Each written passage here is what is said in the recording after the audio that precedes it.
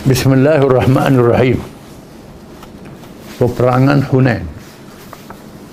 Hunain ni nama tempat. Lepas pada Perang Arafah. Lepas pada Arafah menuju ke Taif, dikenali dengan lembah Hunain. Di sini berlakunya perang. Dikenali perang Hunain. Setelah Fathu Makkah menjadi pukulan hebat terhadap seluruh bangsa Arab yang degil bersama jahiliah, akhirnya mereka wajib menerima hakikat menyerah diri kepada Islam.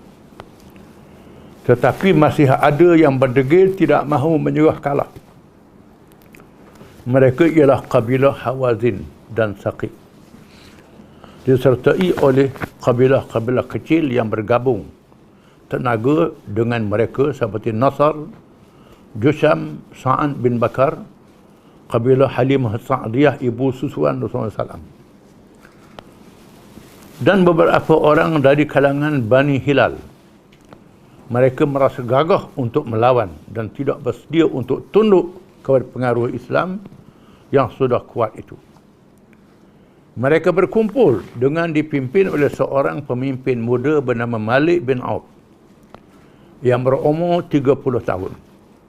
Akhirnya Malik bin Auf ni masuk Islam. Akhirnya ni cerita belum Islam kan.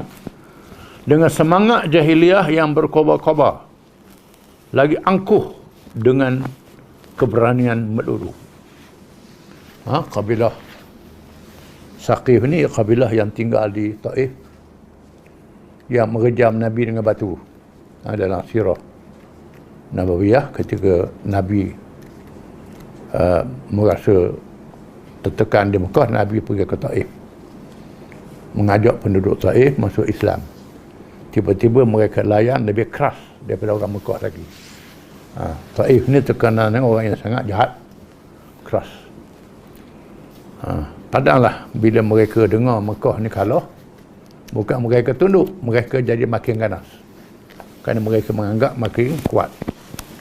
Di mana Saqif bergabung dengan Hawazin dan kabilah-kabilah yang lain, dipimpin oleh seorang panglima muda, Malik bin Auf. Bala tentera musyrikin itu berkumpul di lembah bernama Autas, berhampiran lembah Hunain. Dikumpul di Autas dulu. Jumlah mereka 20,000 bala tentera, yang dianggap sangat besar di zaman itu.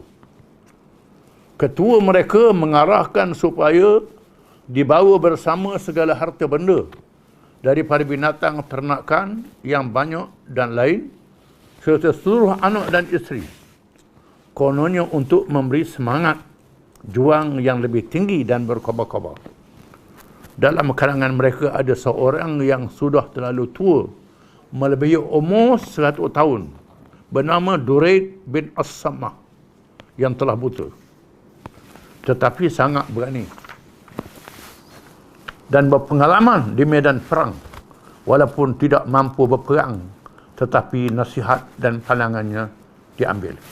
Ini kedudukan kabilah ini.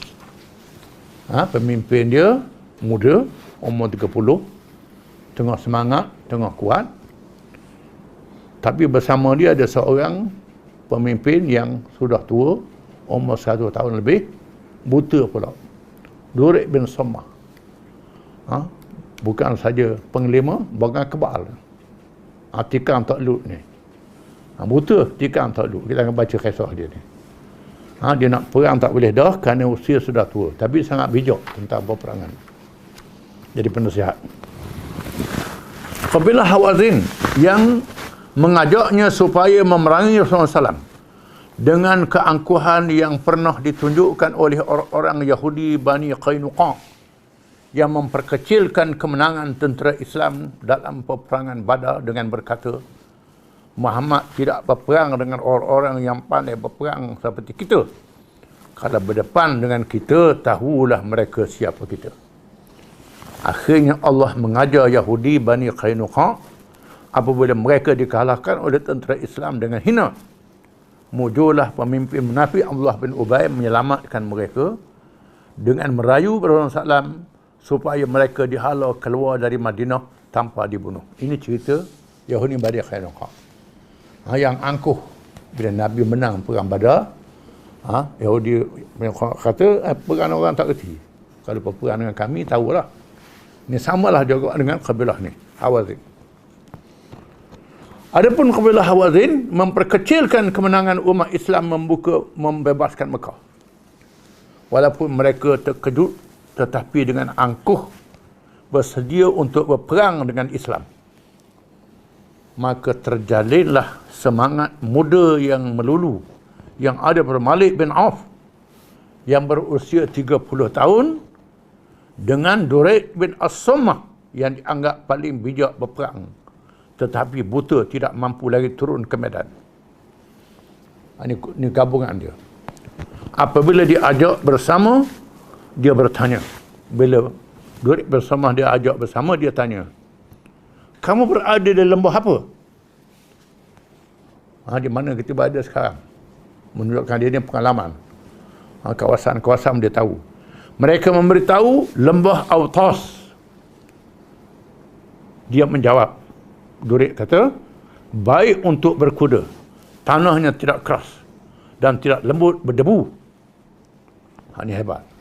Memang dia seorang cerita 50 peperangan. Kawasan ni baik kalau guna kuda, dia kata, kalau berperang. Dia bertanya lagi, mengapa kedengaran banyak suara unta, keldai, kanak-kanak, kambing dan lembu? Mengapa dia buta? Bunyi suara budak-budak ramai. Bunyi suara keldai, suara lembu, kambing sekali. Mereka menjawab, Malik yang menyuruh supaya membawanya. Malik suruh bawa untuk beri semangat berperang. Dia bertanya, mana dia Malik? Suruh panggil balik.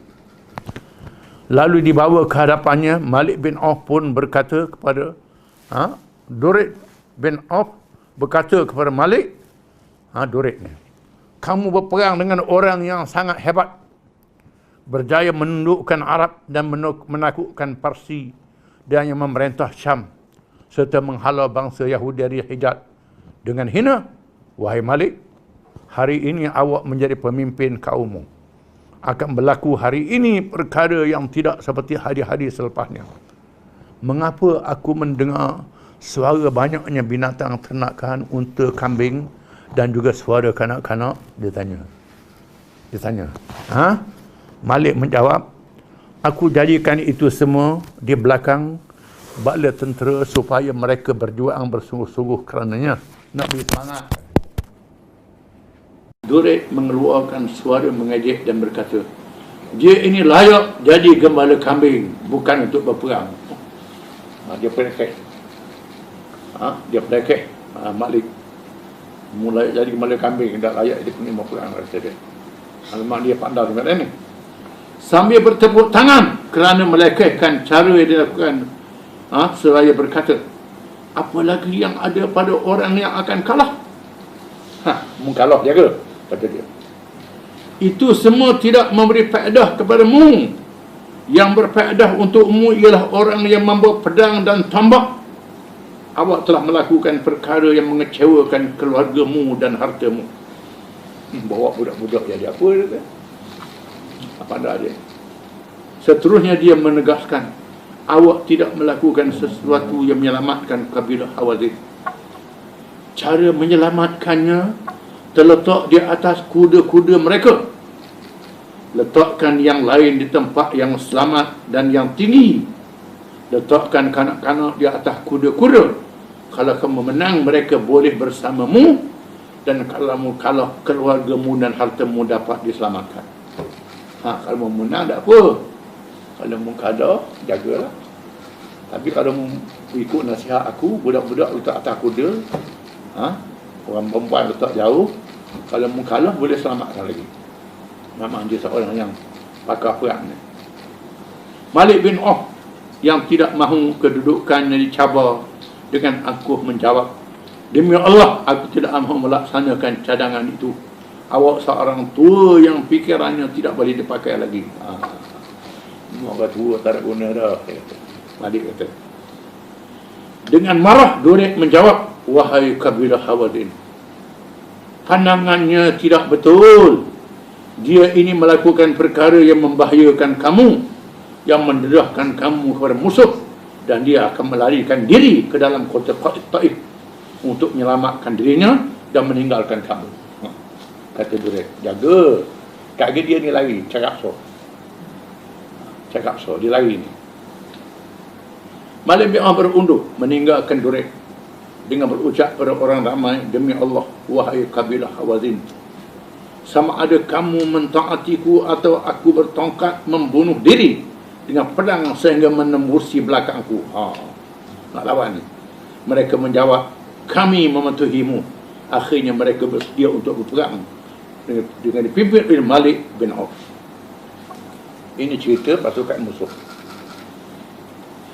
Adapun Rasulullah SAW yang mendapat maklumat bahawa kabilah Hawazin dan Saqif dengan disertai oleh kabilah-kabilah yang lain sedang berkumpul untuk berperang, maka baginda mengarahkan persiapan untuk menghadapinya. Langkah awal untuk mengetahui musuh secara terperinci, maka ditugaskan Abdullah bin Abi Hadrat untuk meninjau dan mengintip. Dihantar perisik dengan Nabi. Nabi kita seorang yang pintar. Dihantar perisik, peninjau. Dia diperintahkan menyusup ke dalam bala tentera Hawazin dan Saqif. Orang tak kenal. Dia suruh masuk dalam tentera Hawazin, tentera musuh. Sekarang ni komando lah, perisik dan komando. Duduk dalam musuh, tengok. Oleh kerana pengalamannya dalam pengetahuannya yang mendalam di kawasan itu, maka ia dapat masuk dengan mudah dan berada bersama musuh selama 1 atau 2 hari.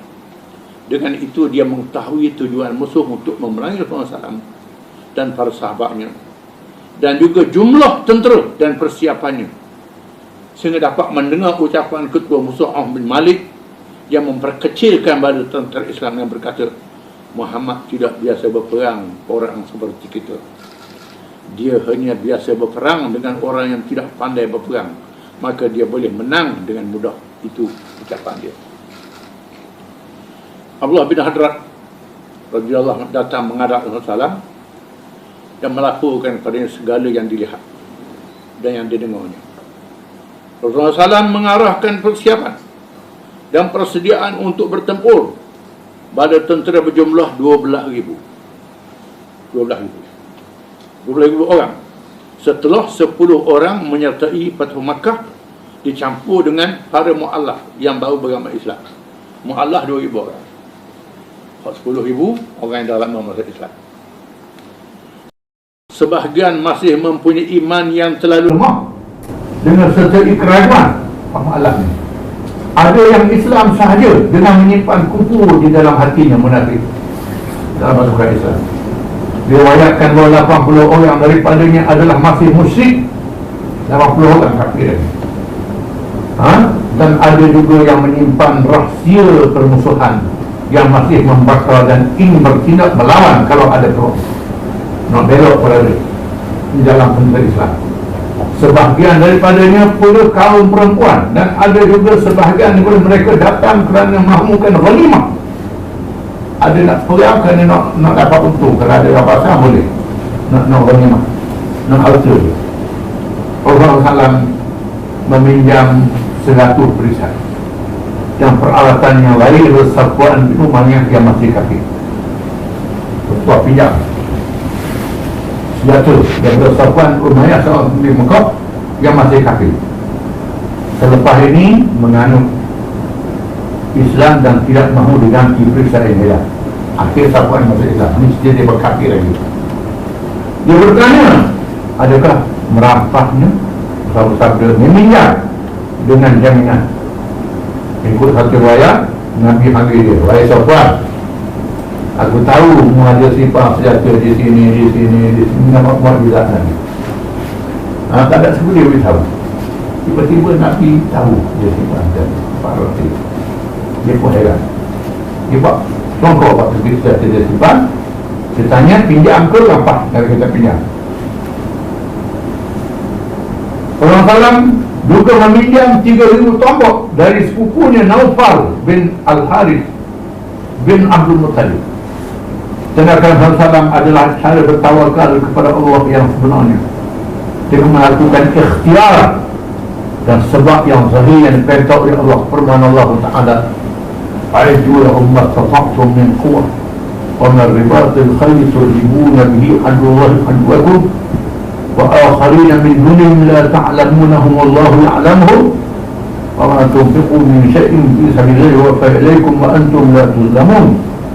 Surah Al-Anfal ayat 60. Artinya, dan bersedialah untuk menentang mereka musuh dari segala jenis kekuatan yang dapat kamu sediakan, dan dari pasukan berkuda yang lengkap bersedia untuk menggerunkan dengannya akan musuh Allah dan musuh kamu, serta musuh-musuh yang lain dari mereka yang kamu tidak mengetahuinya, sedang Allah mengetahuinya. Dan apa sahaja yang kamu belanjakan pada jalan Allah akan disempurnakan balasannya kepada kamu, dan kamu tidak akan dizalimi. Allah Ta'ala suruh Nabi dan orang Islam membuat persediaan. Mana berpulang, kena siap. Jangan pulih dada begitu. Tak ada persiapan. Persiapan mastata'tum, mengikut kemampuan. Jangan sembunyi kemampuan. Kemampuan kamu sekadar banyak mana, bukan mesti sama dengan musuh. Yang penting kamu menyiapkan kelengkapan dengan ikhlas kerana Allah Ta'ala, walaupun tak sama dengan musuh. Ini maksudnya. Dalam peperangan Hunain, Allah Ta'ala sendiri melengkapkan dirinya dengan 2 baju kerisai, pembalut berantai, dan kopiah besi. Pakai kopi besi. Nabi dia pakai baju rata, baju rantai. Baju tak boleh tembus oleh senjata, oleh tanah. Bukan mandi minyak. Mandi minyak ini berubah. Kamu tak pakai begitu, tak pakai baju rantai dan pakai kopiah besi, tapi besi. Walaupun Allah telah memberi jaminan untuk memeliharanya kejahatan musuh dengan permainan, wallahu ya'simuka minan nas, dan Allah juga yang memeliharamu dari kejahatan manusia. Allah Ta'ala jamin melalui Nabi, tapi Nabi beri ikhtiar juga. Pakai baju rantai, pakai topi besi. Persediaan berjari. Inilah tawakal yang sebenar dari seorang hamba Allah kepada Allah. Ini tawakal. Tawakal makna bersedia mengikut kemampuan, kemudian bertawakal kepada Allah Ta'ala. Bukan tak bersedia bertawakal kepada Allah. Itu salah. Tawakal yang salah. Tawakal menjadi usaha dan ikhtiar. Maka wajib ke atas umat Islam dan negaranya menyediakan kelengkapan pertahanan dan peperangan mengikut keadaan zaman masing-masing. Zaman dulu dengan pedang, dengan panas, baju rantai, kuda. Zaman sekarang kereta perisai, kereta kebal, roket, jauh dekat, mana berlaku bom, jenis kapal terbang, peduang dan sebagainya. Dalam semua peperangan Allah telah memerintah supaya mengadakan persediaan yang selengkapnya mengikut perintah Allah, mengatur strategi.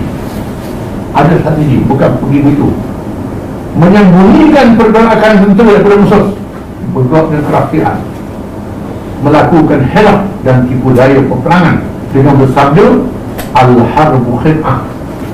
Peperangan itu tipu hilaf. Mesti ada taktik, strategi, tipu hilaf untuk mengalahkan musuh. Maka peperangan dimulakan dengan persediaan segala-galanya, termasuk persediaan maklumat berkenaan musuh dan keadaan muka bumi medan yang dihadapi. Semua dikaji. Berapa kekuatan musuh, berapa jumlah, apa persediaan dia, perkataan dia, muka bumi, tempat operasi itu bagaimana. Kita ambil segala-galanya dengan peta yang cukup, bukan begitu saja. Rasulullah SAW menugaskan Akhtar bin Usaid radhiyallahu menjadi ketua yang mentadbir Mekah. Usianya 20 tahun sahaja, tetapi akal dan kebijaksanaannya lebih matang daripada usianya.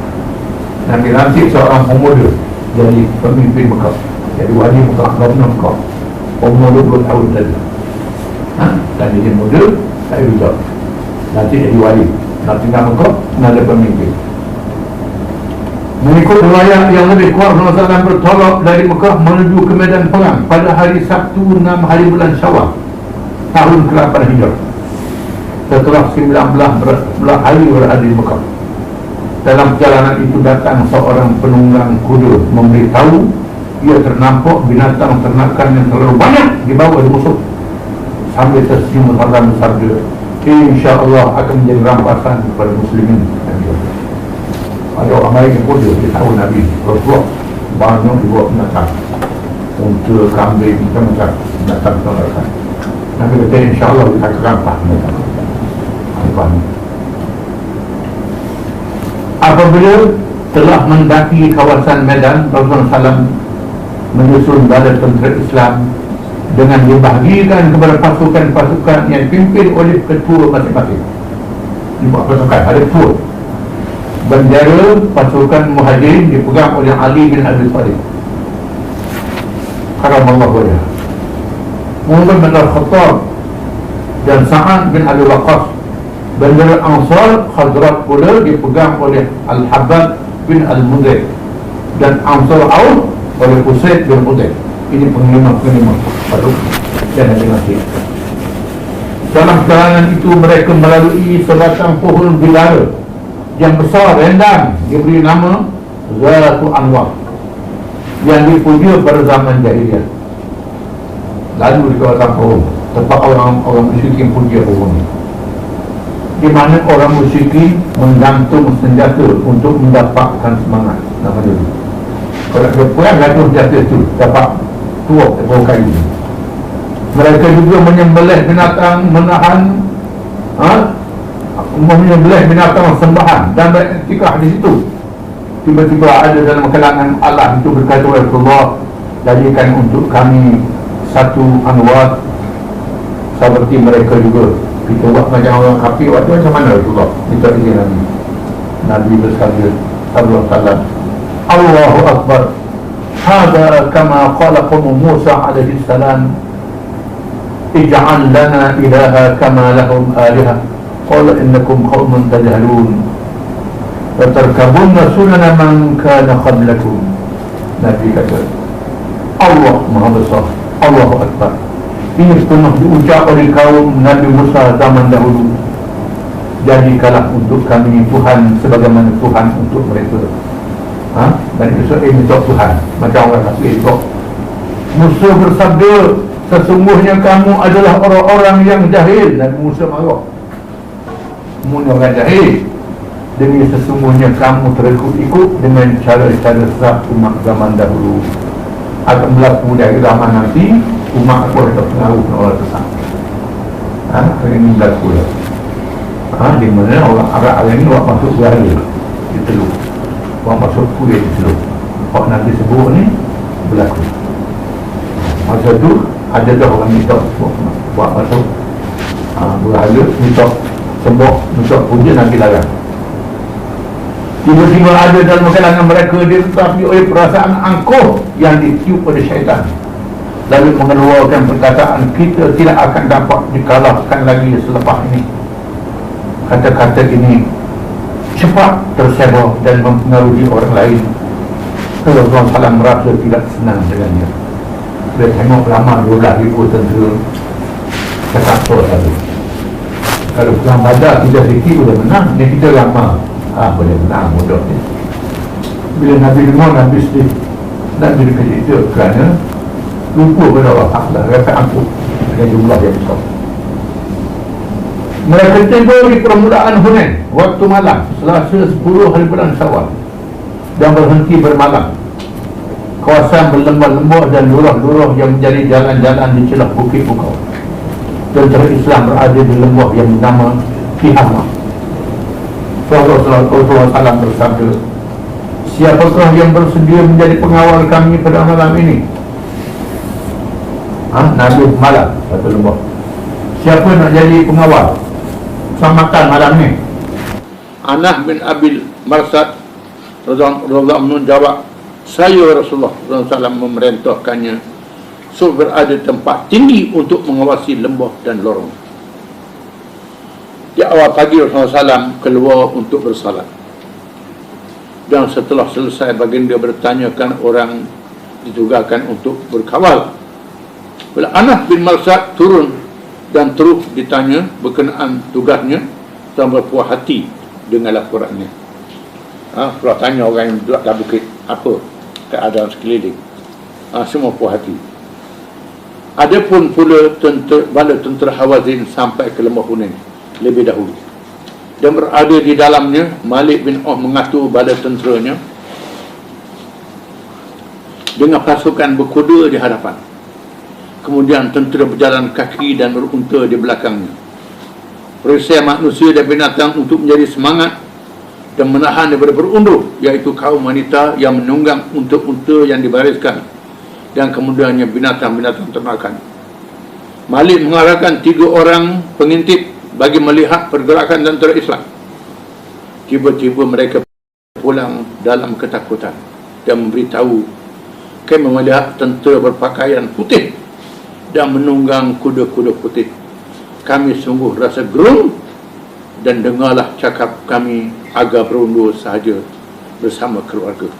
Dia tengok ada tentera pakaian putih boleh di malaikat. Wallahualam. Ini Tuhan tunjuk dulu. Malik menengking dengan berkata, kamu adalah tentera yang paling pengecut. Malik bersedia untuk terus berperang.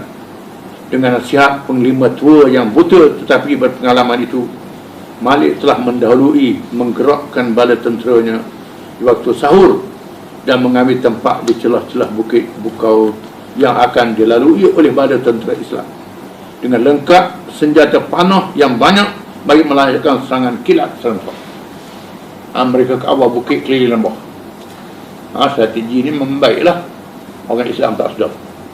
Apabila tentera Islam diarah bergerak memasuki lembah kuning dengan lorong-lorong yang dikelilingi bukit dengan dilalui oleh pasukan yang dipimpin oleh Khalid bin Al-Walid yang disertai oleh Bani Sulaim dan para mu'allaf yang masih bercelaru imannya.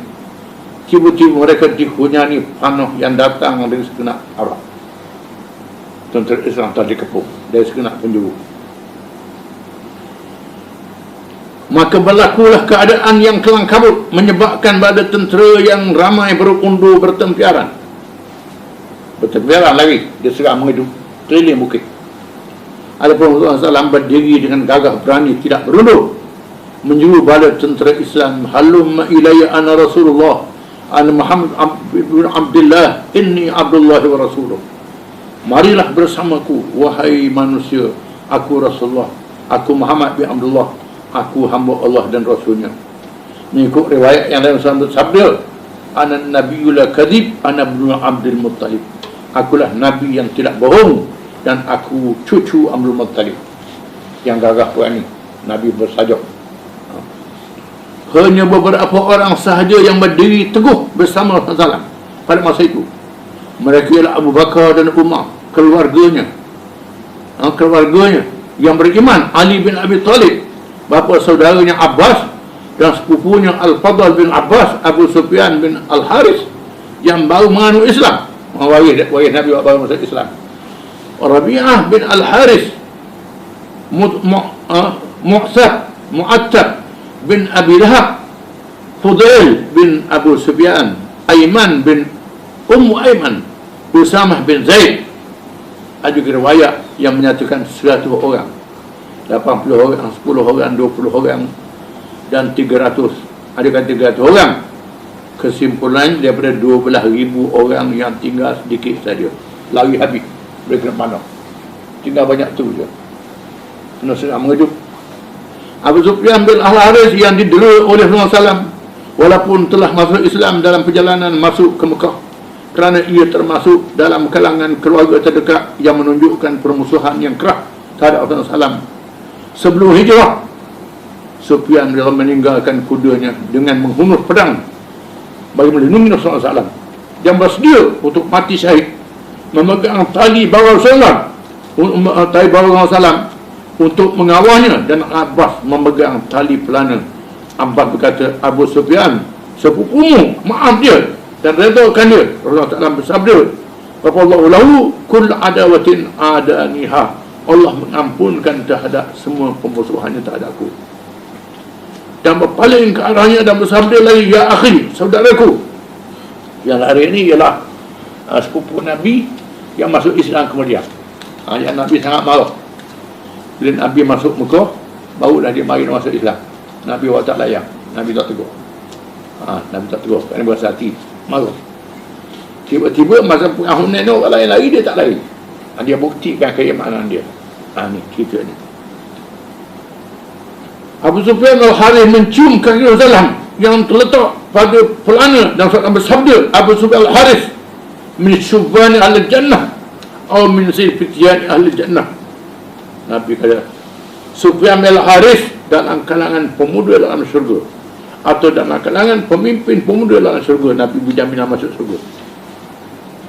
Di antara yang tidak bergandung ialah seorang sahabat wanita, perempuan, tak lain muslimah mukminah Ummu Sulaim binti Malhan radhiyallahu anha, berdiri dengan gagah berani dengan memegang khanjar di tangannya.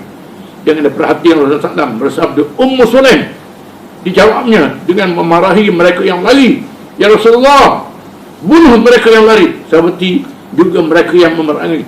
Semuanya dalam Quran akan demikian. Malu orang puang ni bunuh lari Rasulullah, dia orang puang, dia Ummu Sulaim.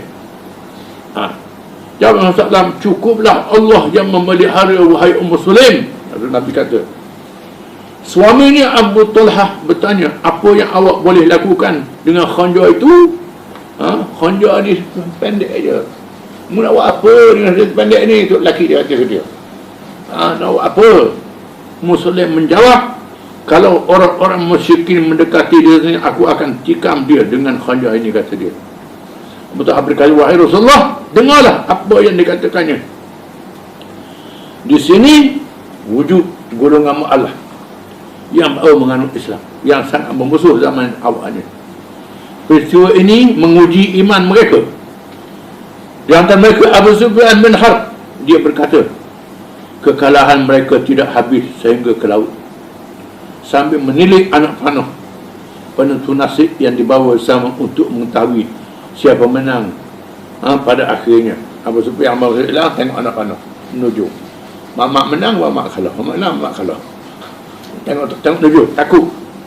Adapun Jabalah atau Qardah bin Al-Hambal, saudara susuan Abu Sufyan bin Umayyah, yang memberi pinjam perisai dan senjata kepada Rasulullah SAW, berkata, kali ini sihir akan habis, seolah-olah Nabi menang dengan kuasa sihir. Dia tak maksud Islam, Nabi ada sihir. Sepuan yang berada di sini meledakkan iman yang muncul di saat itu dengan daya Allah, terus menengking ke arah Qardah. Abu Sufyan, mari semangat pula, Allah binasakan mulutmu. Aku lebih suka bersama pemimpin dari Quraisy Rasulullah daripada pemimpin dari Hawazin. Aku menang. Nabi anak buat dia. Hawazin ni bukan anak buat aku. Aku nak anak buat aku menang. Bukan ke Islam, bukan anak buat. Ni betul kan. Adapun Syaibah bin Utsman bin Talha berkata, dalam hatinya, inilah peluang aku membalas dendam untuk membunuh Muhammad. Ada nak bunuh Nabi. Ini peluang aku nak bunuh Nabi. Rasulullah memandang ke arahnya dengan senyum dan menyapu dadanya dan bersabda, Allah ma'idhum nasyaitan. Tuhan beri tahu ke Nabi, dia ni nak bunuh. Nabi sapu dada dia. Maka hilanglah keraguan membatalkan iman. Rasulullah memerintah Al-Abbah yang terkenal dengan suara yang lantang supaya menyeru, ya ashabas samarah, wahai mereka yang berbai'ah di pokok di tempat berlakunya Hudaybiyah. Mari Abbah panggil. Suara Abbah ni kuat. Sebaik saya seruan itu dilaung, tiba-tiba mereka menyahut seruan tersebut dan melulu ke arah Rasulullah SAW, laksana ibu lembu yang kehilangan anak setelah bertemu anaknya. Ada di antara mereka yang tidak dapat mengarahkan unta tunggangannya lalu meninggalkannya. Untanya dengan senjata terhunus untuk bertempur SAW bersabda, sepupunya Abbas yang menyeru, ya ma'asal Ansar, wahai golongan Ansar. Mereka berpaling dan datang melulu ke arah Rasulullah dengan senjata terhunus. Rasulullah bersabda kepada Abbas menyeru supaya surah Al-Baqarah, wahai pendukung surah Al-Baqarah. Maksudnya mereka yang mendukung dan beriman dengan ayat perjuangan tersebut dalam surah Al-Baqarah. Kami yang fatin ayat tahu berperang dengan jalur. Berapa banyak pasukan yang kecil boleh mengalahkan pasukan dengan izin Allah. Dan wa'awfu bi'ahdikum, tunaikanlah perjanjianku dengan kamu, dan saya aku tunaikan janji kamu. Itu pada Bani Israel. Firman Allah Ta'ala, Wa min nas man yasi nafsu tiwa mardatillah. Dan di antara manusia ada orang yang mengorbankan dirinya kerana mencari keredaan Allah dalam masa yang cepat, berhimpun dengan bersesok menuju ke arah salah. Kursi balik mula lagi tadi. Dengar suara Abah menceritakan senjata mereka yang berasal-asal itu lebih membimbangkan aku akan mengenai Rasulullah SAW daripada senjata musuh.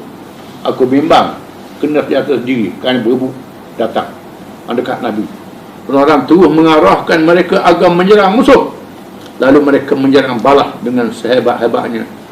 Seorang pahlawan musyrikin menunggang unta berwarna merah dengan mengangkat bendera hitam yang diikat di hujung tombak yang panjang mendahului serangan musyrikin yang kalah itu.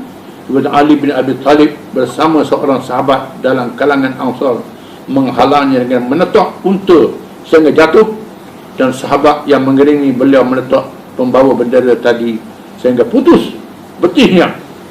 Dan dalam pada itu tentera Islam terus menentang musuh dengan gembira dan bersemangat. Rasulullah SAW menyaksikan keberanian dan kepahlawan para sahabat dan mengeluarkan sabdanya, Al-an hamyal watis, sekarang batu pembakar daging telah panas, semangat kembali semula dengan berkobar-kobar.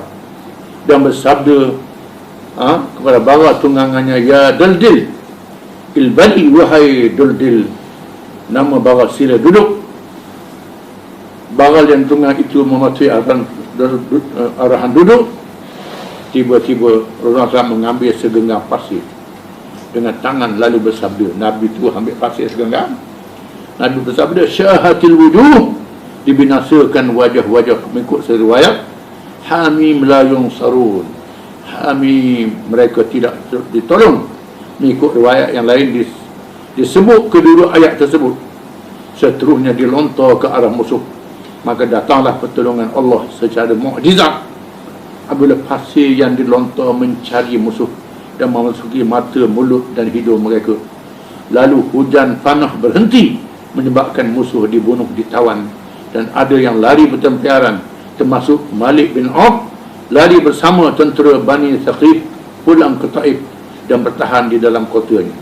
Macam Allah Tua kata tadi, lari berlaku. Berlaku mukjizat Nabi. Mukjizat Nabi menyebabkan musuh berunduk. Lontar dengan pasir. Mengikut satu riwayat yang lain bahawa Rasulullah SAW juga berdoa, Allahumma usiluka ma wa'adtani, Allahumma la yanbaghi lahum an yadhharu alaina. Ya Allah, Tuhanku, aku bermohon kepada apa yang telah Engkau janjikan kepadaku. Ya Allah, Tuhanku, tidak bagi mereka mencapai kemenangan mengatasi kami. Tentera Islam memburu musuh ke setiap arah yang berasingan. Dalam perjalanan mara tiba-tiba dijumpai mayat seorang perempuan. Lalu Rasulullah bersabda, beritahu kepada Khalid jangan membunuh perempuan dan orang yang tidak terlibat dengan peperangan. Khalidnya bunuh orang puan. Yang bunuh orang puan, beritahu Khalid. Dan ada juga yang terlanjur membunuh kanak-kanak. Rasulullah bersabda, mengapa ada orang yang membunuh kanak-kanak? Ingat, jangan membunuh kanak-kanak. Jangan membunuh kanak-kanak. Jangan membunuh kanak-kanak. Diulang 3 kali. Tiba-tiba Usaid bin Hudair mencelah, tidakkah mereka anak-anak orang musyrikin? Bunuh dia anak kafir Rasulullah. Rasulullah menjawab, kami juga adalah anak-anak pemimpin musyrikin. Kita ayuh kita musyrikin juga dulu, kata Nabi. Setiap anak dilahirkan dalam keadaan fitrah bersih. Maka ibu bapanya yang menjadikan anak-anak itu Yahudi dan Nasrani, yang bunuh budak-budak. Maka terlalu banyak tawanan wanita, kanak-kanak dan harta rampasan yang terdiri daripada binatang-binatang ternakan. Dianggap akan berjumlah 24,000 ekor unta, 40,000 ekor kambing, 40,000 uqiyah perak, merupakan jumlah yang sangat besar di zaman itu. Semua rampasan dan tawanan itu dia letakkan di Ji'ranah, tempat orang buat umrah hari. Tak Ji'ranah. Dalam kalangan tawanan juga kakak seseorang Rasulullah bernama Syaimah binti Al-Harith bin Al-Uzza As-Sa'diyah. Di antara tawan itu kakak susu Nabi. Termasuk tak mana? Apabila ia diseret dengan keras, ia terus memberitahu, aku ini kakak kepada pemimpin kamu. Aku ini kakak pemimpin kamu. Dia dah Islam lagi. Apabila dibawa menghadap Rasulullah, ia terus memperkenalkan dirinya, wahai Rasulullah, aku ini kakakmu. Oleh kerana masa telah berlalu berpuluh tahun, sudah tentu rupanya banyak berubah. Masa Nabi kecil, Nabi susu, rupa dia berubah lah. Tuan-tuan bersabda, apakah tandanya? Mana tanda? Ia membuka belakangnya dan berkata, ini dia parut gigimu ketika aku menggalasmu pada masa kecil. Muka kau belakang aku ni. 7. Ya, kesan seorang Nabi tidak dihilangkan, laksana kesan tapak kaki Ibrahim di atas makam. Bekas Nabi Tuhan tak hilangkan. Macam makan Ibrahim tapak dia. Di Rasulullah berlinangan air mata mengenang peristiwa di zaman kecil dan terus membuang kain selendang yang tersangkut di bahu. Dihampakannya di tanah supaya kakak sesuanya duduk di atas selendang itu kerana memuliakannya. Nabi buang selendang tu, suruh kakak suruh dia duduk. Peristiwa menyayat hati yang disaksikan oleh para sahabat bagi Rasulullah mengarahkan supaya kakak sesuanya itu diasingkan dari tawanan yang lain. Bagi dia seterusnya bersabda, kalau kakak mahu bersama saya, dimuliakan dengan kasih sayang, atau mahu pulang bersama keluarga.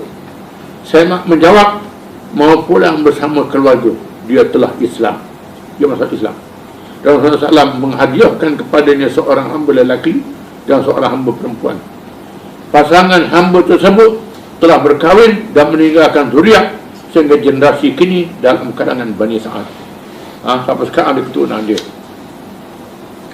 Rasulullah menyuruh Saimah jangan pulang lagi ke kampungnya, tetapi pergi dahulu ke Ja'ranah untuk menarik tawanan Hawazin dan lain-lain kepada Islam. Suruh takut dia pujuk orang lain masuk Islam. Masuk Islam. Peristiwa Perang Hunain yang hebat ini diabadikan Allah dalam Quran. Wallahu